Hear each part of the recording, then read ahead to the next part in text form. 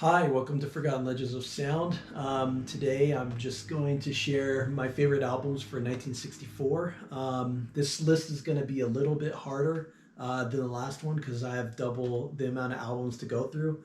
And while going through this, the last few weeks I've been listening to all these albums and trying to kind of collect my thoughts on some of them. Some of them I've heard for years and other ones are fairly new. So how this is going to work is I'm just going to share the album and then put them in order of like 1 through 10. Anything past 10 I'm not going to bother organizing because we're only interested in the top 10 albums. And plus, if I'm still doing this years down the road or whatever, and I'm like in the 90s, there's like hundreds of albums for 1 year, and it would just be it would just be a pain to be like, well, 193rd place is probably, this album, and then 192 would be it's just, yeah. So, anyways, that's what we're going to do. So I'll just start sharing kind of the albums and then setting the ones aside that I think are in the top 10 and then trying to kind of figure it out because I'm not entirely sure what my number one pick is. I keep thinking about it and, yeah, I guess I'll just talk about it when I get there. So first off, we've got the Beach Boys with "Shut Down" Volume 2. Anyways, yeah, this is a pretty good record. It's one that kind of had to grow on me a little bit. And the sort of joke kind of studio part, I guess it's Cassius Love versus Sonny Wilson. That is kind of annoying to go through. It's cool for like the first time you hear it, and then like the 10th time you're kind of like done with that track, and it goes on way too long. But I mean, there are some great tracks. Fun, Fun, Fun is great. Don't Worry Baby is one of their best. In the Parking Lot's good. The Warmth of the Sun is an awesome song. It's really solid. Yeah, some weak parts with this. I don't care for the drumming song. Louie Louie is terrible. Yeah, it kind of dies out a little bit. Pom Pom Girls just whatevs. Keep on Eye on Summer is pretty good. Shut Down Part 2 is not good. This is a great record still. I don't know if it'd be in my top 10 though, especially because I know there's other ones that would for sure be in the top 10. So, anyways, yeah, but this is a great record. If you like Beach Boys, then you'll like them. And then we also got the Beach Boys with All Summer Long. And this is a fantastic record. This was kind of one of the first Beach Boy albums I listened to. Man, I don't know, maybe 6 years ago. I don't know. Time goes fast, and it's hard to keep everything straight. But this was one of the first Beach Boys albums that I actually loved. Like I enjoyed Pet Sounds, and I enjoyed like Surf's Up and stuff. But this was the one that kind of clicked for me. That made me think like, oh, Beach Boys are really like they have great albums. Instead of just being a singles band. Anyways, yeah, this is a fantastic record. Also, that I Get Around is one of my favorites. Even as a kid, I just love that song. All Summer Long has such an interesting chord progression. I don't know what it is, but it's such an interesting sound. The way they like change the key or something in that song. It's interesting. But yeah, Hushabye is good. We'll Run Away is kind of a cool ballad. I like Wendy. Do You Remember? I like Girls on the Beach. Our favorite recording sessions is much shorter than the, kind of goof track on the previous record, so I don't mind it as much. I actually kind of like it. Don't Back Down is another track that I think is one of their best songs that I don't really hear people talk about, but anyways, it's an awesome song. I was about to start singing Beach Boys, but yeah, Don't Back Down from That Wave. So this one for sure I think is going to be in my top 10. So I'm going to just set this aside in its own pile so that once we get to that, we can start, yeah. Then we also got the Beatles. This is A Hard Day's Night. This is a great record. It's definitely a step up from with the Beatles, the previous one. It's pretty consistent, but it doesn't have a ton of like tracks that are, I don't know, that are huge for me. I mean, of course, it's got Hard Day's Night, but Can't Buy Me Love are like the two biggest songs from it. But even those songs are not like my favorite Beatles songs or anything. It's a good record. I don't know if it's going to be in the top 10 or not. Maybe I'll put it there for now, and then we could just start getting rid of things as we go. I actually think I might like this one, Beatles for Sale, a little bit more than that one, but both of them are really consistent. I'll Follow the Sun is an awesome song.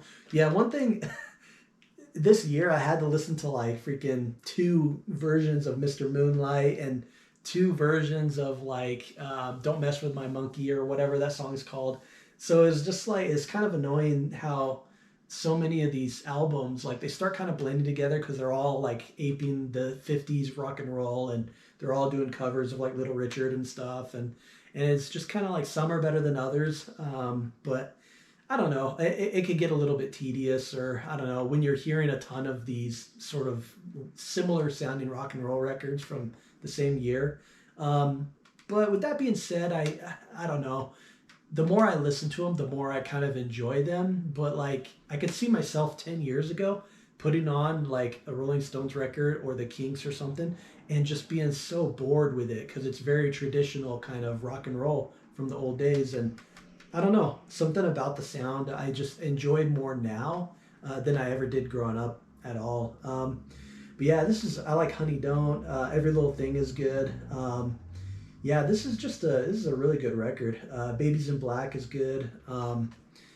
Yeah, I'll put it in the top 10 for now, just as a place marker because I don't know where that one would land. But yeah, it's pretty good. And just a caveat, I guess I don't, my dad was telling me you should put in this and that and stuff, and because this is his era. And I don't have any albums from the Animals. Like, I like a few of their songs. I've got like a greatest hits kind of thing, but I never got huge into the Animals, so that's why there's no Animals here.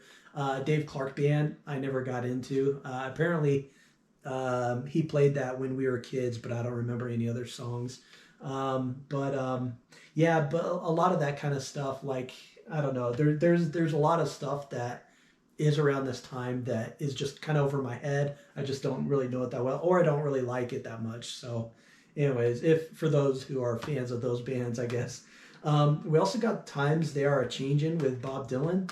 I think I like this one better than Freewheelin' Bob Dylan.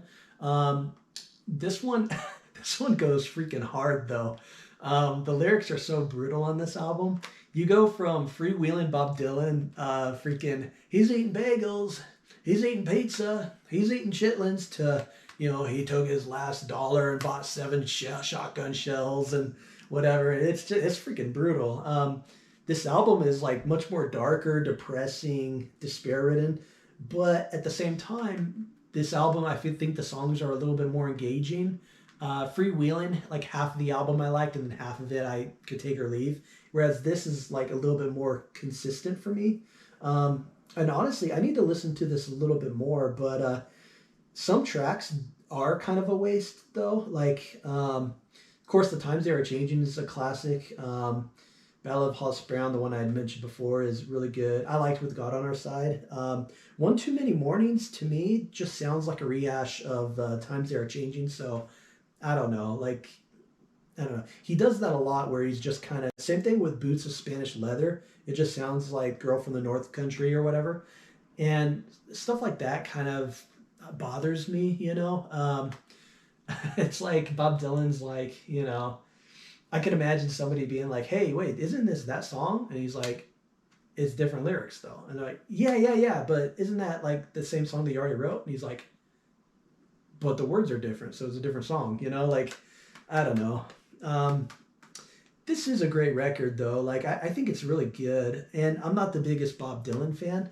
I don't think it's going to be in the top 10 because there's a ton of stuff in there but it's sad that I'm booting Bob Dylan out because I actually enjoy these two Bob Dylan records more than the one from the previous video. But I mean, what are you going to do? Competition's tough, man. Times are hard. Then we got Another Side of Bob Dylan. Freaking all I really want to do is, baby, be friends with you. Like, gosh dang. Like, I know you didn't need that, but man, that is freaking rough. Holy death. Good thing Bob Dylan could, like, play guitar, play harmonica, and write lyrics because he can't really sing, he's not the worst singer, but there's some songs where it's like he woke up on the I don't give a fudge day of his bed, you know, and he's just like, I'm just gonna sing terrible on this song or whatever. And anyways, that's the song like that. I much prefer the Birds doing that song than that one. But with that start, the rest of this album is pretty good. Chimes of Freedom is pretty good. I Shall Be Free number 10. That song made me laugh in my car when I was listening to it. Like it's got some funny lyrics. To Ramona is pretty good. I like the lyrics of Motorcycle Nightmare. That's pretty good. And then My Back Pages, man, I might even like Bob Dylan's version more than the Birds version. I don't know. I generally think that the Birds versions of his songs are better because they're just better singers, you know? And the dude's a freaking great lyricist and great songwriter. But sometimes I don't know. Sometimes I think other people do his songs better. But I don't know. What are you gonna do? It Ain't Me, Babe is good. This is really consistent, and it's hard to compare these two Bob Dylan albums because this one's freaking dark and gloomy, and this one's more lighthearted and fun or whatever. But both of them are more consistent, so I like these better than Freewheeling Bob Dylan from last year's. I don't think it's gonna make the top 10 though, and it's oh man, it hurts me to do that. I might even cut out some of these Beatles. It's just kind of brutal. Anyways, so then we got the Born to Wander from the Four Seasons up next. Man, this is an awesome freaking record. When I first like saw it, doing folk songs or whatever, I was just I was hesitant because I'm like, dude, these are a bunch of New Jersey whatever dude doo-wop group. Like, how can they even do like make me enjoy these old school country folk songs or whatever? But they do a really good job, and I was so surprised at how much I enjoyed this record. All the songs are good. The only track I don't care as much for is the surfing one. Yeah, No Surfing Today. Don't really care for that one. The Tremolos, Silence is Golden is probably better, but I do like these guys' cover of it. I think it's pretty good. Where Have All the Flowers Gone, Born to Wander, Golden Ribbon. Yeah, there's just, I don't know, there's a lot of really good songs on this record. This one surprised me at how much I enjoyed it because it is a little different for Four Seasons. I think this one's going to make the top 10, but I'm a Four Seasons fanboy, so what are you going to do? And then we also got Dawn, Go Away, I'm Not Good for You, and 11 other great songs for the Four Seasons. This is an awesome record. This is more of the Four Seasons that I know, you know, just amazing, amazing songs, doo-wop tracks, and I like this record a lot. Big Band's World is pretty good. You Send Me's awesome. Mountain High is like probably one of the weakest tracks, but Life is a Dream. Life is but a dream. Na, na, na, na, na. Great, great freaking song. Church Bells May Ring is really good. Dawn Go Away. That song is, yeah, one of their best tracks. It's just, yeah, really good. This also has like two 50s doo-wop kind of songs, one from the Penguins and I think the other one from the Crests. I don't know. It's 16 Candles and Earth Angel. And I like these guys cover. I think they do a good job, but they don't overpass the originals for me. Like they're good, but they don't overpass those. I like their Do You Want to Dance is great. I don't know. This album really just doesn't really have any weak spots. Like last year, there was, you know, a few songs and stuff that are kind of whatevs, but this album's freaking phenomenal. And then we also got Four Seasons are working hard in '64. They got three of these records out. So we also have Ragdoll and like 10 other songs or whatever from the Four Seasons. And this is another great one.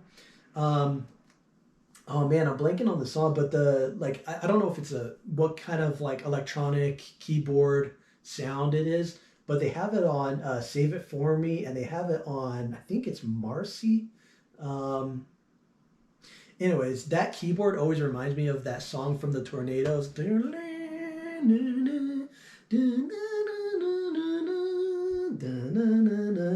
And that freaking instrumental track is a masterpiece. So I kind of like hearing those sounds sort of used on this record. This record is a little bit not as consistent, I'd say, as these other two, but it's still really solid. And the highs are really high. Save It For Me is awesome. Marcy's good. Ragdoll is one of their best songs also. I love Funny Face. Funny Face is really good too. Hugging My Pillow is awesome. Ronnie's good. Yeah, this is just a really good record. And I forgot to mention on this album here, I think the bass player think his name's like Nick something. Anyways, that dude does the vocals on "Don't Let Go." Correct me if I'm wrong, but it's kind of interesting because he's got a very Elvis-y voice, and yeah, kind of interesting on that one. But yeah, Ragdoll's really good, probably making the top 10 too. Then we got the Hollies. This is their debut, "Stay with the Hollies." The Hollies are kind of, they're really close to the Beatles, and every now and then there will be a song that they do where I'm like, wow, this sounds just like the Beatles. But at the same time, there's like little things that sound a little bit different. This album has like some fairly good covers, but I don't know. It's, and hearing "Mr. Moonlight" again is kind of whatevs. But yeah, it's I don't care for their "Rockin' Robin" cover, but I think "Stay" and "Do You Love Me" are both well done. Yeah, this is a good record, but I don't think it's, top 10 material, but it's enjoyable.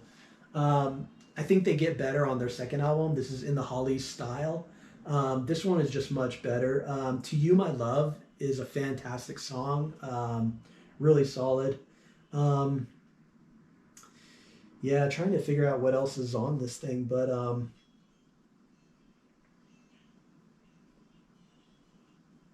yeah, this one is good, but man, it's been a little bit since I listened to it. I think it's been a couple like, yeah, that intro song I don't care as much for, but I like their cover of "It's in Her Kiss." That's pretty good. I don't know if the Ronettes did the original or like the Shrill. I can't remember who did the original one, but I like their cover of that one. Um, yeah, I'm kind of. It's sad that I'm drawing a blank, but I just remember enjoying this one a little bit more. It seemed to have a little bit more identity to it.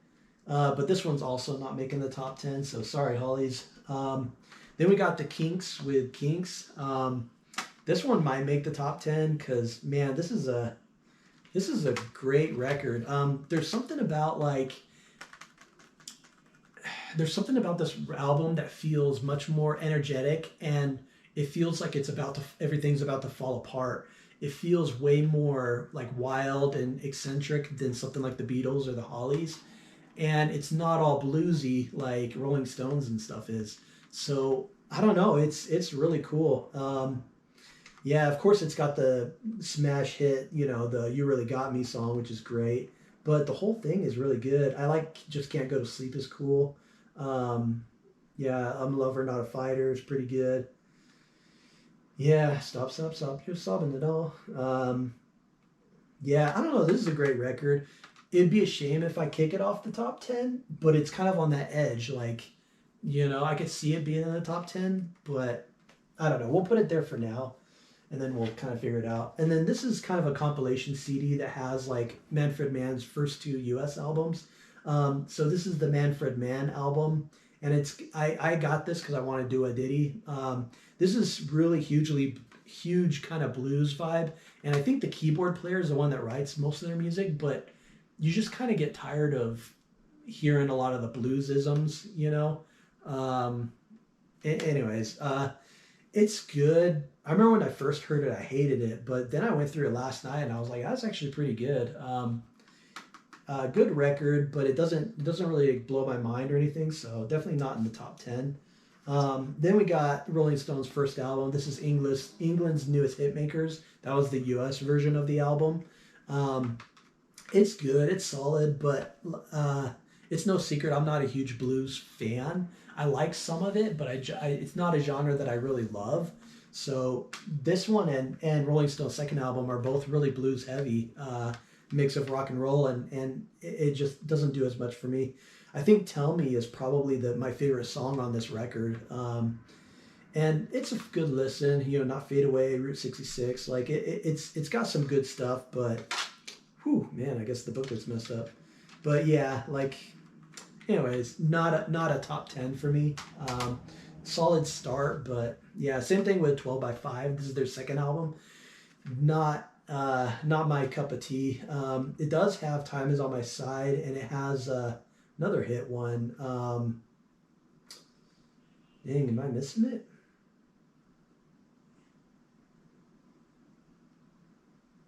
Man, I could have swore there was another big song on this one, but maybe I'm going crazy. I don't know. Um, But yeah, this one also is like, yeah, not as enjoyable for me. I don't mind Under the Boardwalk, their cover of it. I know a lot of people don't seem to care for it, but um, yeah, I guess I don't have much to say. Like, if you like Rolling Stones, you'll probably dig it. But yeah. And then we got this is Richard and Robert Sherman with Irwin Kostal doing Mary Poppins soundtrack. One thing that's weird is like, man, 15 years ago, like I barely even remember this movie. I don't have like fond memories of it or anything like. It's not nostalgia, but 15 years ago, one of my roommates had this CD, and I remember listening to it, and I was so. It kind of just made me interested in the Mary Poppins kind of world, even though I haven't seen that movie since I was a little kid. But there's something about the orchestrations of this and the songs, they were just so zany and interesting that like when I was a kid, hearing crap like supercalifragilisticexpialidocious, hearing that as a kid, I remember freaking in like fifth grade, these teachers doing a freaking show for all of us kids to watch and them playing that song and doing goofy dances. And I remember even as a child thinking, I'm a little too old for this.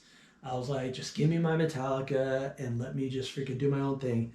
And I was fifth grade, so that's pretty hardcore. No, but in all seriousness, though, like as a kid, you generally like you get to a certain age where you just don't want kid music and stuff, and I get that. Like, there's this is a freaking children's movie. Like, this is a children's soundtrack.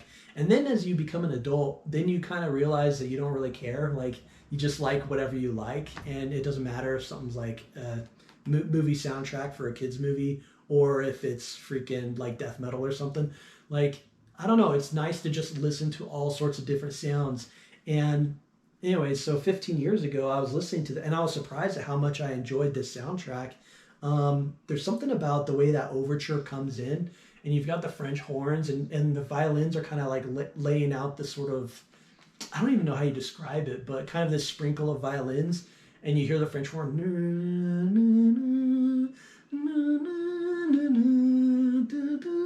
That's the Tuppence song that Julie Andrews sings. Something about that, to me, that's a magical melody. That's a beautiful melody. And I was kind of hooked right away from that, because looking at this like 15 years ago, I would have been like, oh yeah, Mary Poppins, freaking spoonful of sugar and crap. Like, I ain't about that. Like, that's just retarded music or whatever. But hearing it now, I'm like, no, this is brilliant music. Like, it's quirky, and I understand what they're going for and everything, but it's just the way it's composed is just really interesting to me. And another thing that helped it too is like, this is like the bonus one that has like the interviews with like Richard and Robert Sherman. So they talk a little bit about how they came up with the ideas for these songs and how they composed them and everything.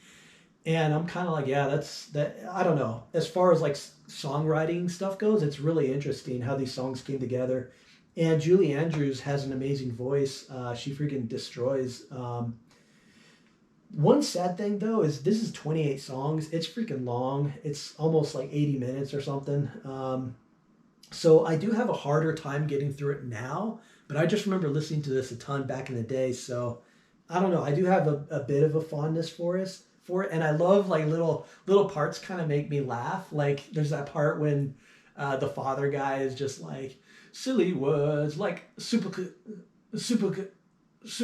and then Julie Andrews like, supercalifragilisticexpialidocious, and he's like, yes, you said it. Well done, very good. Like, and then he just goes, and popping through pictures, like going back into the song. Something about that is freaking hilarious to me, because it's so strange, just doing that, and then going right back into the song with that little pause. I think that's freaking hilarious and kind of brilliant.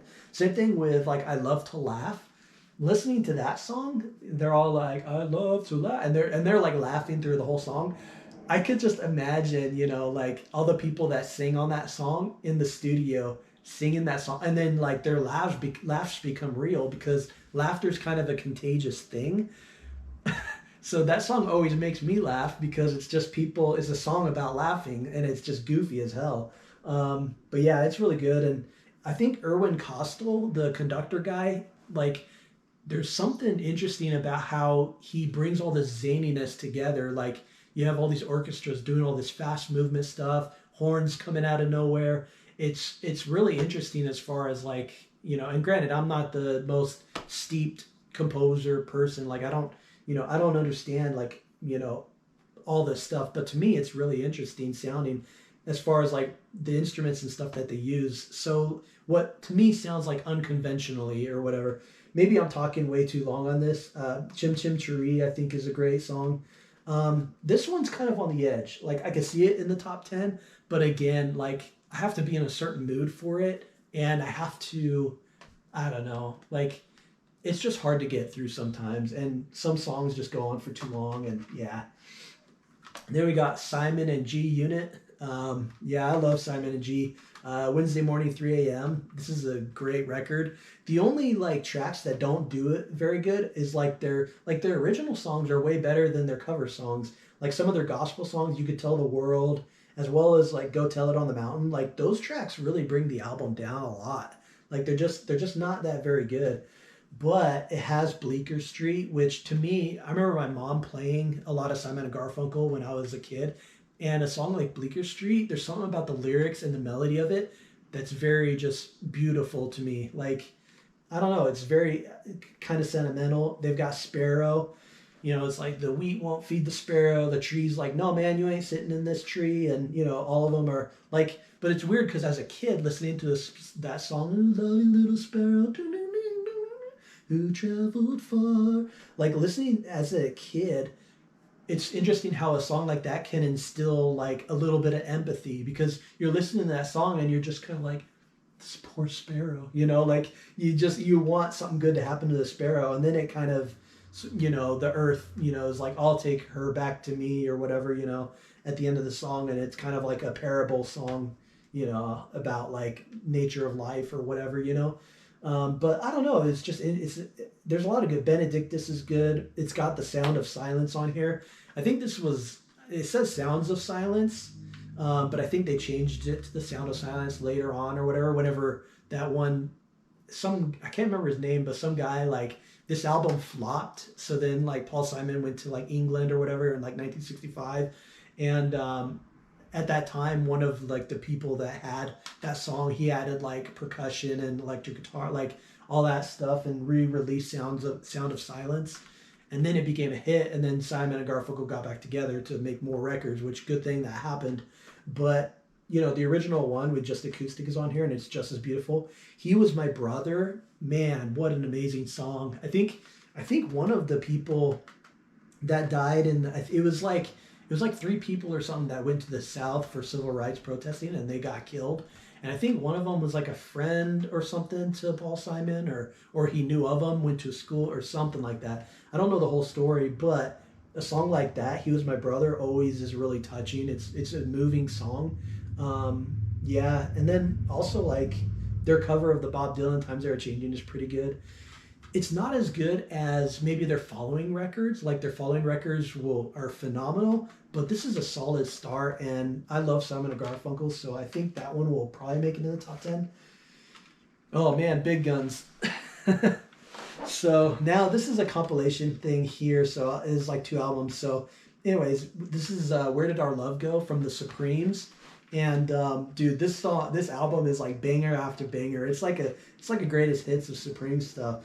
Where Did Our Love Go is freaking awesome. Run, Run, Run. Baby Love. Like, come on, man. When the Love Light Starts to Shine Through His Eyes. Great. Come See About Me. Freaking awesome. Yeah, now the first half is stronger than the second half, but the second half is still really good. He Means the World to Me. Yeah, Standing at the Crossroads of Love is good. Ask Any Girl is a great closer. Yeah, this is a phenomenal album. This one's definitely in the top 10. And I love Diana Ross or whatever. I almost said Dionne Warwick. I love Diana Ross's vocals in the Supremes. Like, she's just got a perfect voice for that kind of music. Closing out, this is like album 19 and 20, I guess. We've got Dionne Warwick with Anyone Who Had a Heart, as well as Make Way for Dionne Warwick. And both of these albums are great, but Anyone Who Had a Heart and also Make Way for Dionne Warwick, both of those albums have a couple songs from the first album, so you feel a little bit cheated because you're just like, dude, man, like we already heard this on Introducing. But Anyone Who Had a Heart is great. Yeah, getting ready for the Heartbreak's pretty good. Yeah, yeah. Put Yourself in My Place. Please Make Him Love Me. It's a solid record, but it's not as good as the one before or the one after. Make Way for Dionne Warwick, though. That album is like, man, that album's like so beautiful it freaking hurts at times. Like, I don't know. It's just the orchestrations and stuff used in that album are just beautiful. House Is Not a Home is great. People, the way she sings People is just beautiful. And their version of They Long to Be With You, close to You. Like, I'd grown up on the Carpenters version of that song, so hearing this version, I think it's way better than the Carpenters. I like the last one, To Be Loved is good. Yeah, You'll Never Get to Heaven If You Break My Heart is a good song. It reminds me of something that Stephen Merritt would write, from Magnetic Fields, because it's got this sort of, I don't know, it's kind of funny, like, hey man, you ain't gonna go to heaven if you break my heart, like I don't know, it's just kind of funny to me. But yeah, then they just redo a couple songs on this album. Get Rid of Him is pretty good, her friends are all just telling her, like, dude, man, get rid of this fool. But yeah, then it just has a couple of those tracks from the first album that kind of, they're good, but like Wishing and Hoping and I Smiled Yesterday and stuff, like they're good, but we already heard those. So how many albums do we already have here anyway? So we got 1, 2, 3, 4, 5, 6, 7, 8, 9, 10, 11, 12. Okay, so I guess I've got to get rid of like 2 albums before we do the top 10. Honestly, I think I could go without the Beatles' Hard Day's Night. Great record, but I think I just like these ones a little bit more. And man, no. Man, this is freaking hard.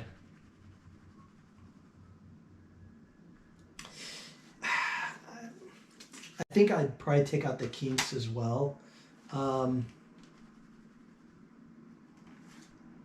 Yeah, I think that's probably more accurate. Man, do I like the Beatles more than Dionne Warwick's Anyone Who Had a Heart, though? I don't know. Like, this is getting serious now, people. Like, we're starting to kick out some really good records. If I Fell is pretty good. And I Love Her. Yeah, that's pretty good. Man, I think I might have to kick out Dionne Warwick instead. Anyone Who Had a Heart. So that album, I think, is going. It's really good, though. But I think I'm going to keep this Beatles one in there. So probably to start things off, I think probably number 10 is probably A Hard Day's Night from the Beatles. Yeah, really solid record. I probably shouldn't talk too much about the tracks and stuff as I'm just showing them, because now it's kind of like I've already kind of said my piece on this, but it's a pretty solid record, pretty consistent. Yeah, really good. So number 10, Beatles, Hard Day's Night. Number 9, let's see. I think number 9 is probably Mary Poppins soundtrack, Erwin Costel and Richard and Robert Sherman. It is great, but it's too long, and there's just some tracks that don't do as much for me. But there are moments of magic on this record that I think are really good. So number 9, probably Mary Poppins soundtrack. Number 8 is probably a force. No.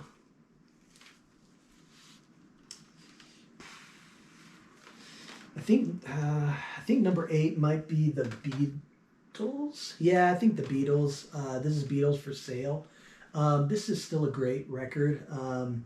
And I like the cover art. There's something about it. Like, there's something about certain cover art that pulls you into an album that just makes you want to listen to it. And this album, there's something about this cover art that I like it better than any of the other preceding Beatles albums. Like, I don't know, there's something about the orange and the green and yellowish kind of look that pulls me into it. But it's a great, great record. Yeah, I think this one's probably number 8. Number 7 is probably the Four Seasons. This is Ragdoll. This is a phenomenal album, but I don't know. It's it's just not as solid as some of the other Four Seasons albums. Like I enjoy it all the way through, but some of the other tracks like Danger, Touch of You, No One Cares, that one reminds me of Frank Sinatra. That song.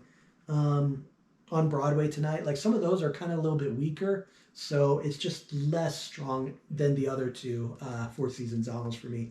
But still phenomenal record. Number 7.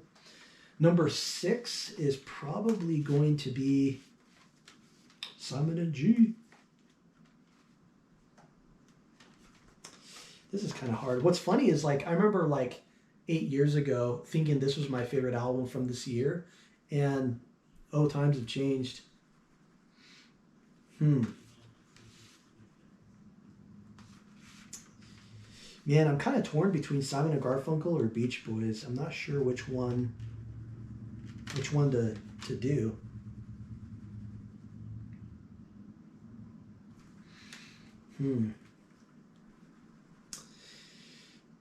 On the one hand, this is a more easy listen and the songs are like more fun, and I feel like the lows are less low.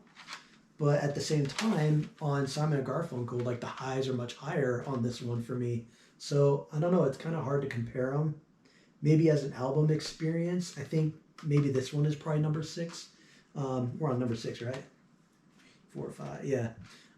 Yeah, I think Wednesday Morning, 3 a.m. is number 6 for 1964. Phenomenal record still. But and then number 5 is probably the Beach Boys, All Summer Long. Really good record. Feel good songs. They're all really short. But yeah, really good record. Yeah, dope stuff. So number 4. So now we're down to the hard stuff because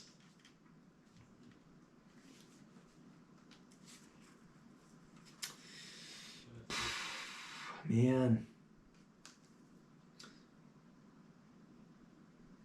I think number 4 is probably the Four Seasons, Born to Wander. This is a fantastic record, and I'm not the biggest old school country kind of folk stuff, but this is awesome. I really like this record. It really surprised me too because I hadn't heard this record before until like 2 weeks ago or something, and I've listened to it a ton since then. Probably number 4 with Born to Wander, and then number 3, I think number 3 is probably Dionne Warwick with Make Way for Dionne Warwick. When I was making this video, I was thinking that this one might be number 1, but now kind of like I went through like just in the last few days, I went through all of these albums and I was just kind of just trying to collect my thoughts on them and stuff. And this record is really good. Like the first half is some of the best music you'll find in 64. Just absolutely beautiful, and I feel like because the orchestrations are stronger on this than the like previous records, I feel like some of the previous Dionne Warwick songs were maybe a little bit more stilted or rigid or something. They're still awesome and they're still fantastic, whereas this album is more lush. It's just more, it's more loose, it's more flexible or something, and the orchestration is a little bit more dynamic. And that really complements her voice a ton. Like she just destroys on this record. I love it. Yeah, so I think number 3 is probably Make Way for Dionne Warwick. Amazing record. And this one's kind of, I think number 2 is probably Dawn, Go Away, and 11 other great songs from the Four Seasons. This album though is this one and this one I feel like are like pretty perfect albums. A part of me is also wondering, another knockoff for points was that Dionne Warwick album has like 2 songs from the first album, so maybe a little knockoff points for that. But man, Where Did Our Love Go versus Dawn, Go Away? I'm feeling this one as number 2, but at the same time, I'm like, man, this one's really freaking enjoyable. Yeah, let's do that. I mean, we gave 1963 the Four Seasons, so we can't give 1964 the Four Seasons also. Yeah, so Dawn, Go Away. I think that this one is a phenomenal record. Really not a weak song on this. It's fantastic. Except for Mountain High. That one's like the weakest song, but everything else is so good. I love doo-wop kind of stuff. Like, I think this album's phenomenal. So, Anyways, yeah, check it out if you haven't heard it before. And then number one for 1964, we got Diana Ross and the Supremes. Well, I guess at the time this is just the Supremes, but this is Where Did Our Love Go? Banger after banger, and Diana Ross's vocals are just freaking, I don't know, like same thing with Dionne Warwick. Both of these vocalists are just legends, and I love her voice. Like there's certain songs and certain like intonation or whatever that she does that just fits so perfectly, and even the backing vocals too, like Baby Love, like the chord, it's like baby love, my baby love, I miss you, oh how I need you, and then the way the backing vocals are like doing that part, don't throw your love away, me this away. There's something so feminine and so beautiful about Diana Ross's vocals. It's just, I don't know, it's beautiful to hear. Like, I'm not happy like I used to be. Baby, baby, ooh, baby love. Man, that's just so freaking good. Yeah. And then, like, I don't know. It's hard for me to explain exactly what makes the Supremes work. I mean, I listened to their music when I was a kid, but I didn't really listen to their albums or anything, just songs and stuff. But man, I was like blown away when I first heard this album. I was like, dude, this is like a greatest hits for their music. Like, how do you beat that? Yeah, this is a fantastic record, and honestly, these top three albums, I could see in time, I could see all three of those kind of just changing around a little bit for me. But for today, I think the Supremes are supreme. So, anyways, yeah, fantastic record, best of 1964. But yeah, what are your guys' favorites? I know I probably missed, a few bands that people like and whatnot. Like I mentioned, the Animals and some other the British Invasion type stuff.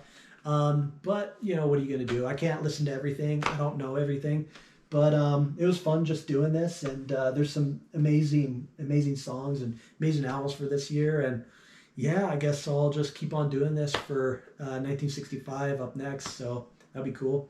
There's a lot of good stuff. I don't have anything else to say, so I'm just gonna end it. Take care.